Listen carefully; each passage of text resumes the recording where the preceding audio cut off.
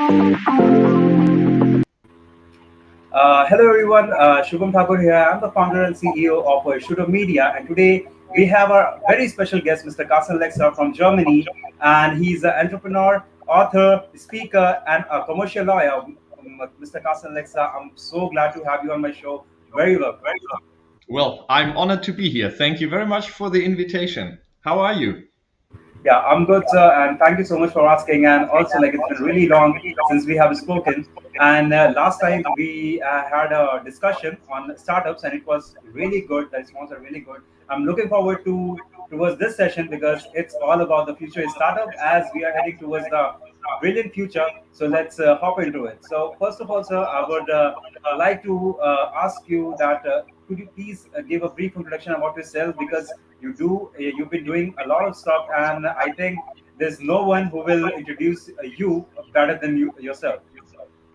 Well, thank you very much. I guess you almost mentioned everything that I do, but maybe in a little bit more details. I'm a lawyer by profession. I have my own law firm now for almost 15 years. I do commercial law. That means I advise companies and entrepreneurs and on all things that are around startups, around companies, around companies. And apart from that, I write books. I have already published 4 books in Germany about digitalization, about contract design for people who are not lawyers. So it's a practical advice book. Then I published a book on startups and another one on presentations. I'm a mentor for founders. That means I help them with their pitches, for example, and so on and so forth. And apart from that, I give a lot of speeches. I give a lot of talks for companies, for startup foundations, and so on and so forth. And I did a lot of traveling. I have to say I did. Normally, I would say I do because it's not only my biggest hobby, but it's something where I learn a lot about entrepreneurship in different countries.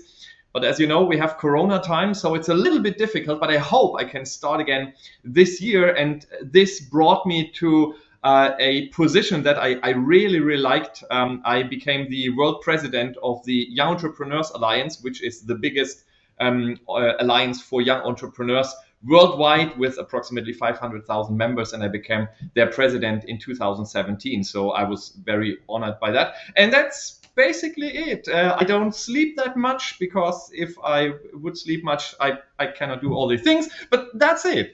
Yeah. And I drink a lot of coffee, so to stay awake, which is good. That's Yes, a pretty that's wonderful it. introduction of yours. So let's move on to the first question for the session. Okay, so as we were talking of, we're going to talk about the future ideas. So before talking about the future, let's discuss that.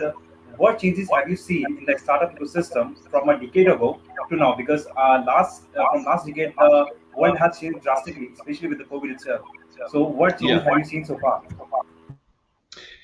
Well, the changes in the last year. Well, what was interesting here in Germany, but I think also in Europe and I guess worldwide, is that startups who were using a digital model, that means who concentrated on the digital world, they did very, very well, especially because there is a lot of money out there. There's a lot of money on the table, and there are a lot of investors who are interested in investing in these startups. And actually, that's what they did.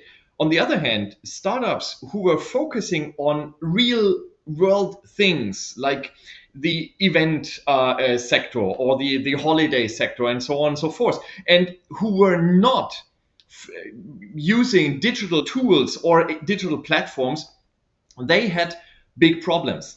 And on the other hand, what we also saw was that those who focused on big marketplaces, like for example the Amazon marketplace, they discovered that there was a huge competition because everybody went to these platforms and they thought, oh, we are one of the first, and then they discovered they were not because there were so many. So it was really an interesting mixture of what we have seen.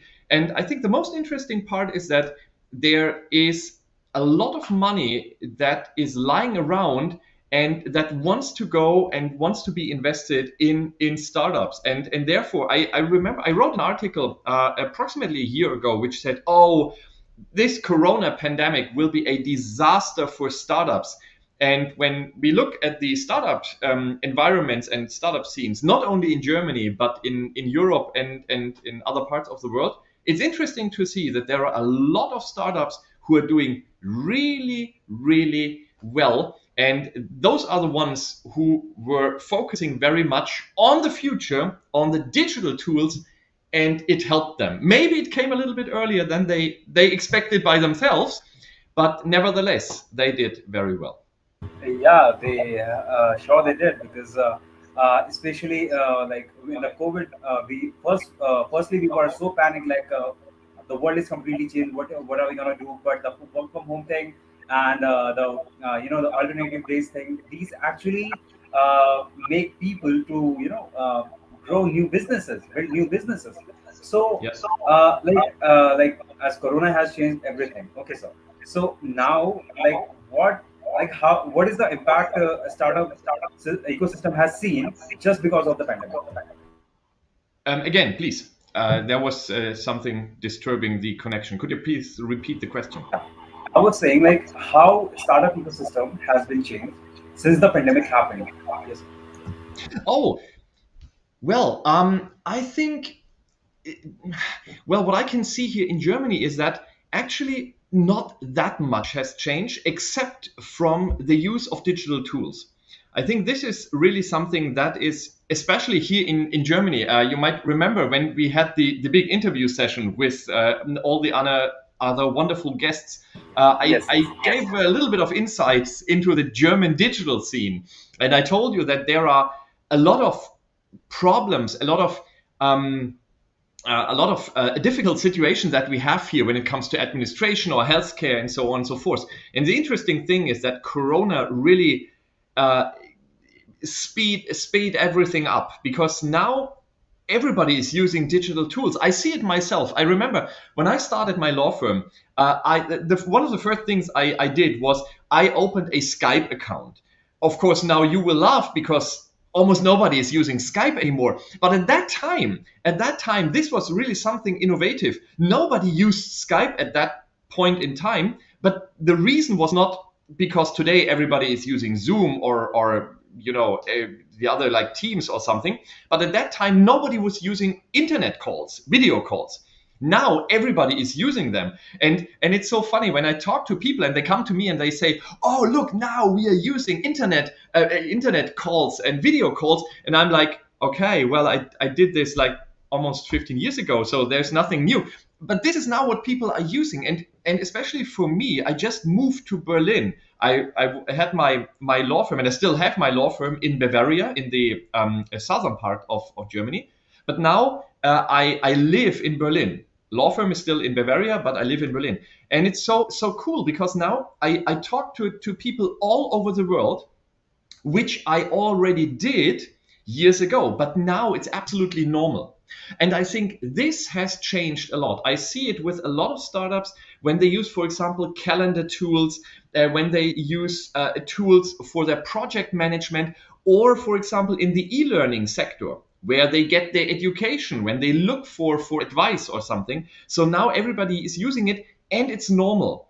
And I think this is something that the pandemic did. It let everything happen much more quickly, and even here in Germany now suddenly the administration is talking about how to, for example, register the place where you live online and these things. So far you can't do that, but it's beginning, and it's coming faster to us than we expected. And the good thing is it will not go away. This, I think, is really one of the big and great outcomes from the pandemic. Yeah, sure. Like we haven't thought about these kind of things before. So like a decade ago, we used to think, okay, there's going to be a work from home experience. So there's going to be a home tuition, like home learning, home schools. Now here they are. So like before the pandemic, there was so many sectors which are growing, like finances and all. But what do you think? Which sector is growing in the pandemic itself? like more than ever? Yeah. Well, I guess there's one sector that is growing. Oh, well, there are, of course, a few, obviously. But I think there are two that I would like to mention. One, of course, is e-commerce, but not only, buying products and sending them to the consumers. And I will talk about this in a moment. And the second sector, first, let me mention the second sector is really everything that is connected with learning. So all these platforms that provide knowledge in form for like courses, studies, and so on and so forth. They are doing incredibly well. And then you have everything that teaches you something, everything that helps you teach. For example, I mean, you know this. If you are in a workshop, let's say it's a day long workshop, it's terrible. You sit in front of your computer, and all this wisdom is coming to you. But after 1 hour or maybe 2 hours, if you are a little young, but I know I'm a little bit older, but you, for example, you can concentrate for 2 hours. I only can concentrate for 1 hour, and then I need some distraction. But it must be a kind of distraction that helps me concentrate. It's not, I don't want to go on websites and look for my emails, for example, but it has to do something that is connected with the workshop. And there are now a lot of offers on the internet, like creative, playful. It's almost like gamification. The gamification sector is doing incredibly well. So I think this is a sector that is going so well at the moment. So if you are able to provide information to people in a way that is not boring for them, great sector that you are in. And the second is e-commerce. But e-commerce, as I mentioned before, it's not only about buying something and then delivering the products to the consumers, because this happened 10 years ago. This is nothing new. What I think what is new is how you buy it. For example, let me give you an example. Years ago, you wanted to buy, let's say, a lipstick or a t-shirt. So you went to a shop, you looked at the photos, and then you had to decide whether it's a nice thing or not. And then you bought it, and then it arrived, and you put it on, and you realized, oh, it doesn't fit that well. So you send it back. This was a problem because you couldn't see the thing that you wanted to buy on yourself. So now what you have is you have much better understanding of the product. Not only did you get, for example, videos that show you the product, that shows you the product on real people, but now you have software that, for example, puts on the lipstick, puts on the furniture in your room. IKEA, for example, has this great app where you can take a picture of your room, it's your own room, and then you can put the furniture in your room and you can place it and you can move it around, and it's fantastic. And this is a new way of shopping. And I think if you are someone who is working in this sector, who is developing software like that, that helps make a purchase more interesting and makes it an experience, not only go to a website, click on buy, go to your shopping basket, and then go to the checkout, but makes it an experience. This will help you a lot. And then if you then can connect the real life experience with an online experience, I think, for example, about these intelligent mirrors. You go to a shop, a real life shop, which is difficult today, but you do that, and then you put on something in front of a mirror. And in the mirror, it looks not perfect because it's not the right size. And then what you can do is you now don't have to talk to a shop assistant, but the mirror immediately tells you, oh, look, we don't have it in stock. Should we buy it for you? And you don't have to talk to anyone. It's a smooth way of processing your interests. I mean, you basically, what do you want? You don't want to talk to a shop assistant. You want to buy that thing. But you don't want to go now to the assistant and ask, oh, do you have it in a different size? No, you don't want that. You want to see it immediately when you put it on. And this now, I think, this is what I mean by combining this real life experience. I mean, it's great to put something on. This is what you want to do with clothes or furniture. You want to use it. You want to try it. But then combine it with digital experience. And for example, in this case, in my example, why not have this product then delivered to your home? I mean, you have already tried it on. This is perfect. You go to the shop, you have the experience of the thing that you want. You can touch it, you can feel it, you can smell it, whatever.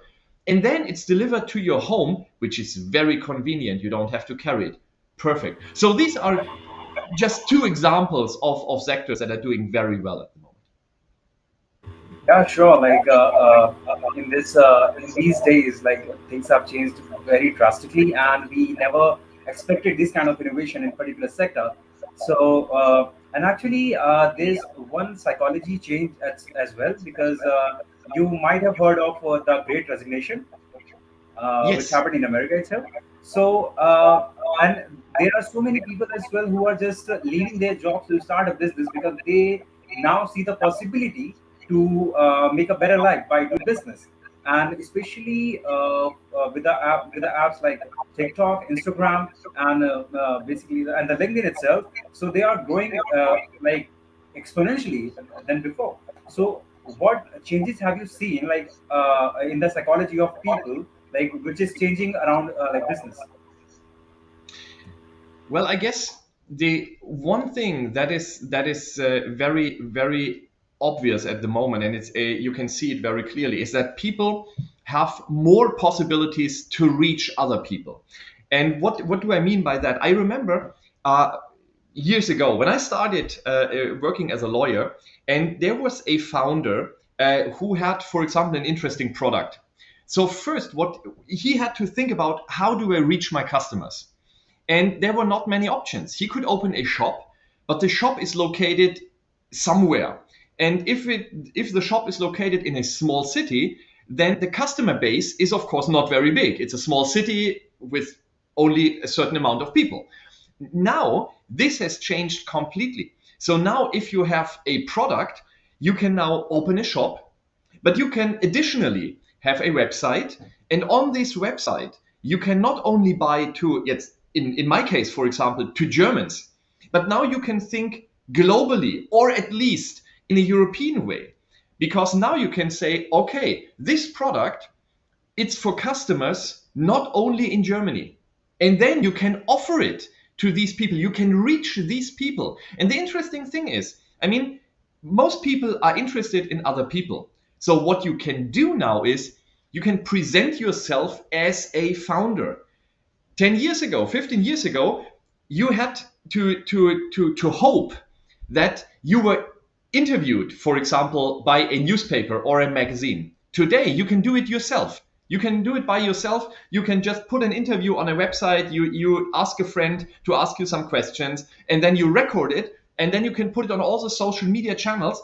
And with the use of small money, just a little bit amount, like 100, 200 euros, you can publish it to thousands of people. Of course, this doesn't give you the guarantee that they will watch it, but at least you can reach these potential, or this huge number of people.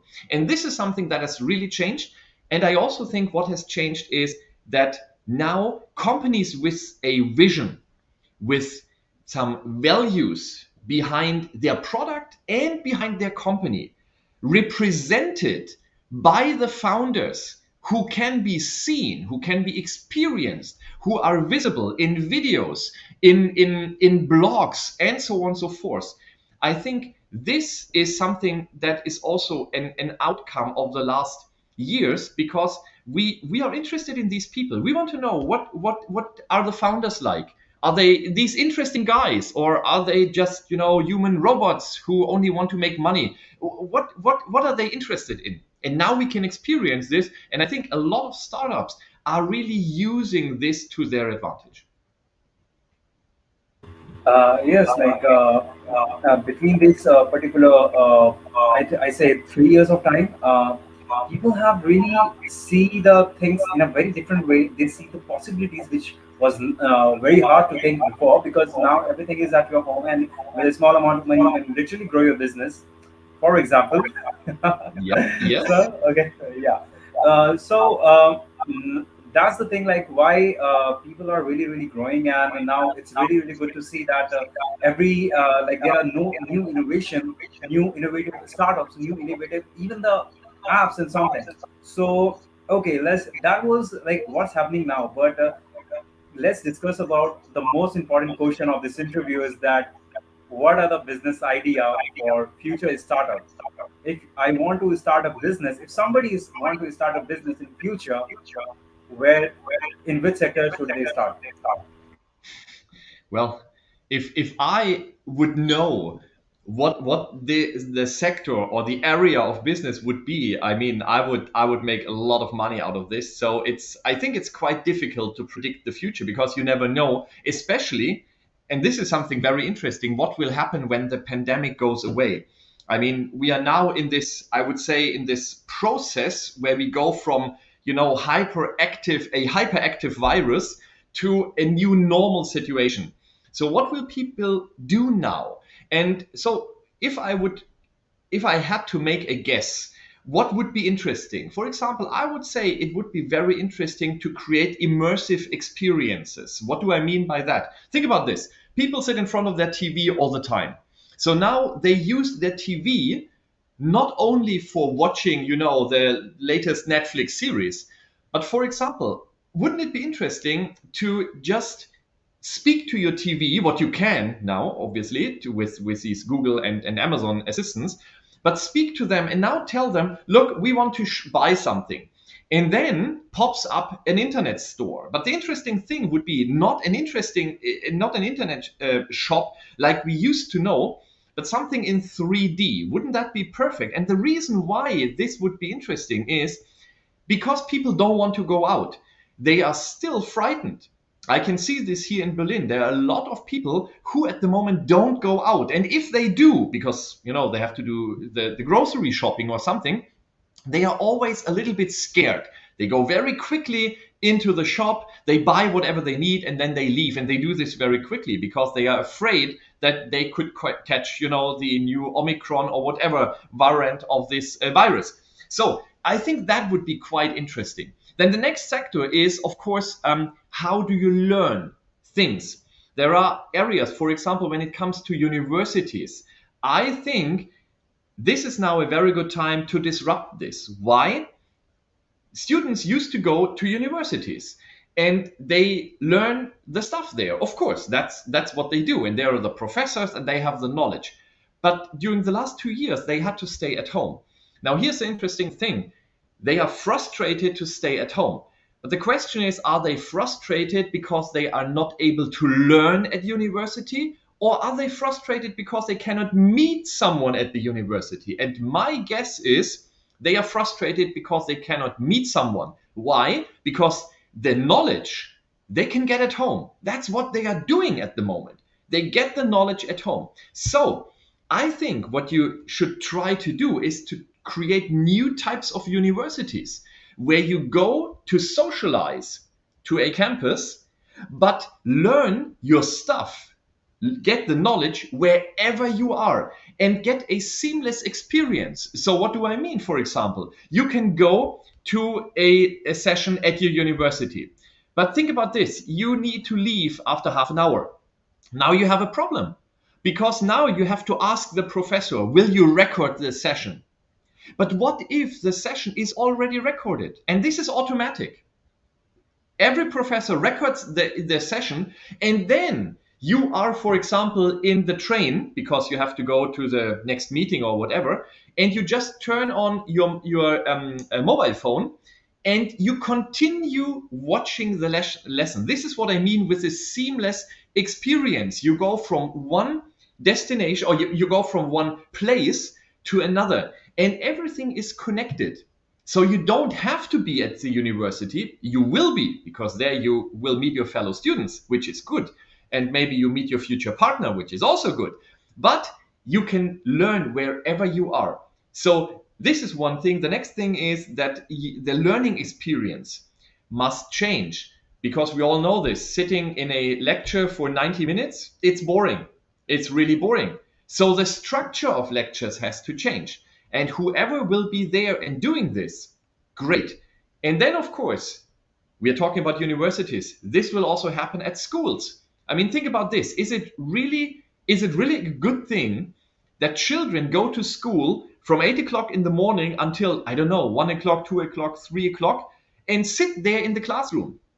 During the Corona time, we have seen that this is not necessary. And I know a lot of parents, a lot of teachers, they say, oh, the pupils have to go to school, it's necessary. I don't think so.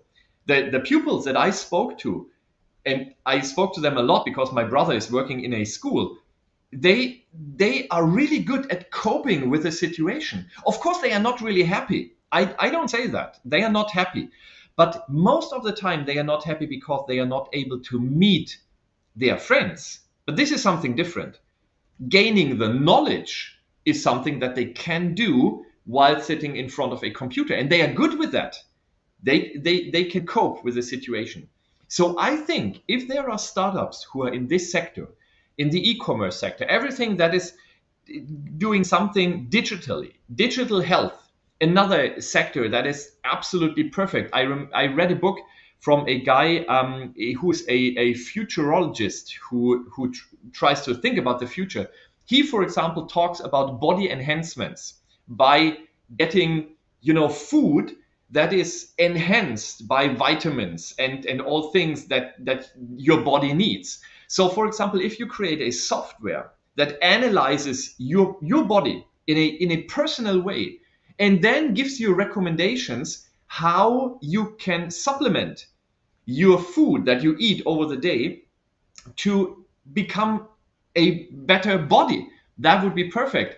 And now let's go even 5 more years into the future. Now you create a device that creates that food.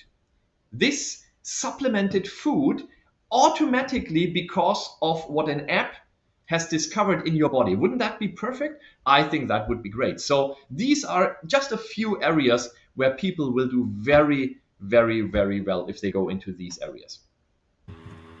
Yeah, sure. And as I had a discussion with somebody from Germany as well, so I think like people are really interested about the metaverse thing, like because they all want to experience something just because of this COVID situation. They are more interested in the virtual thing, not even the remote thing. So there is a difference between remote and virtual. So creating a virtual experience for schools, like for almost everything in future, that would be really great. That's what you said. And I think that too, because the more we enhance this kind of things, the more we are safe and the more we are growing forward. Okay, so and the one aspect of growing a business is say like the most important part of growing a business is network. Okay, if Yeah. somebody is starting a startup and they don't have a network, so what would you suggest to grow a network first locally and second thing is globally? Well, if you want to establish a network locally, there are a lot of possibilities. What would I do? For example, first of all, I would look at where my customers are. Now, not because you want to go directly to the customers, but here's the thing. There are, in almost every country, there are organizations that cater to specific groups of people. So let me give you an example. For example, you are in the e-commerce business, okay? So who is helping e-commerce businesses reaching their customers? Okay, so what you do is, for example, in Germany, what we have is it's a club, an e-commerce club that is in almost every city. So let's go there. Go there and talk to this organization. And when you start looking at this organization, you will suddenly find that the people who work for this organization are also members in other organizations. So go there. 2 reasons for that. First of all, you meet new people. People, and this is the interesting thing, people who are connected with your customers. Let me give you another example. When I started as a lawyer, there were a lot of recommendations of which clubs and groups I should join. And they were all groups of lawyers. And I said to the people who recommended these groups, I told them always, I'm not interested in these groups. Why? There are lawyers. Lawyers are my competition. I want groups where my customers are. So what I did was I joined groups, I joined clubs, I joined organizations of entrepreneurs. Of course, this was not always easy because these entrepreneurial groups, they are interested in other entrepreneurs, not in a lawyer, because if a lawyer joins, they know what the lawyer wants. He wants clients. So I had to convince them that I work as a lawyer, as an entrepreneur. And that's what I did. It was a little bit difficult, of course, but in the end, I succeeded. So what I would do is I would always look first at organizations to join. Then second is never forget to establish yourself as a brand. So if you are a business owner, have an Instagram page, have a LinkedIn page where people find information, have a website. There are so many people who go to social media immediately but don't have a website, and I don't understand that, because there are a lot of especially older people. Think about people, and I mean these people are 40 or 50. This is not really old, but for the young generation who are 20, 25, this is old. But these older people, they look at websites because they use Google. So have a website and put information about yourself, how you can help others. Put them on the website. Let people listen. Let people hear from you what you have to say apart from business. Let them see what a person you are, why you are interesting, or why you could be interesting for them. And then, of course, if you want to grow your network globally, well, what I would do is go to universities. There are a lot of universities who offer free courses. Go there. First of all, you meet young people, which is always great because young people have a lot of good ideas. So talk to them. And then, of course, introduce yourself. Like I remember that what you did, you wrote me a message on LinkedIn. So that was super easy. And for example, just a few minutes ago, before I went to this interview, I had a talk with someone who is a German and who wrote also me a message on LinkedIn because he wanted to connect. And now we had a video call. So this is what you can do. And people are much more open now to connect. So this is what I would do. And of course, try to speak in a second language. I have a lot of German friends who are not very good at speaking other languages. So try to be at least fluent in English. This is a very, very important. And then maybe if you are interested in South America or something like this, try to establish a fluent speaking ability in, for example, Spanish or Portuguese at least, so that you can communicate with people. If you are interested in people, but you are not able to speak to them, this is a big problem. And a lot of people focus only on the technical aspects, how to reach the customers in a certain market. This is important, but if you cannot talk to them, this is a big problem. So these are just a few pieces of advice that I would give people who are interested in growing their network. Uh, you really shared the exact answer which I was looking for growing the network globally. Like seriously, I was Well, we like, haven't discussed this before, I have to say. We haven't discussed this, okay? So this was not discussed before that I should say that. This was yeah, pure exactly. That's a really good topic to talk. Yeah. Yeah, So I mean, people. The interesting thing is, these universities now are much more open than they were like 10 years ago, 15 years ago, because they use the digital tools, and there are so many opportunities that you can use universities for. So just do it. Don't sit at home thinking about, oh, what can I do? Just go out, talk to people, use platforms. For example, because we just moved to Berlin, there's a platform. I think it's a German platform. I think it's called Spontex. It's a platform where you simply can do activities with other people. You can go hiking. You can meet and play board games. Whatever you want to do, and go there and meet people. And if you meet people, you meet even more people, and that leads to another, and then things can escalate pretty quickly in a good way. yeah, for sure. So, like, let's come to the last question, which is like you have shared all these ideas, you have shared all the tips to grow your network as well.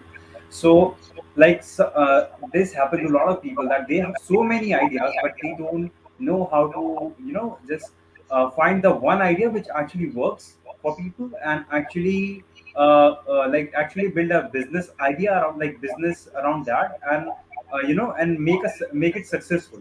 So what would you say, like how to find a perfect, like an idea, and then create a business around that and make it successful. Yeah. What would you say? What would you say about this thing? Well, this is a very, very difficult question to answer, or it's very difficult to answer this question. This I wanted to say because if everybody would know how to become successful, they would all do it immediately. Interestingly, it doesn't work. So I think it's the question is not how to find the perfect business, but the question is how to start finding your business. And this is something completely different. Why? Because what I experience, and I have to say, I have a very good friend, and she has so many ideas. It's absolutely amazing. I think this is one of the most amazing friends that I have. But unfortunately, she's talking about her ideas, but she's not starting.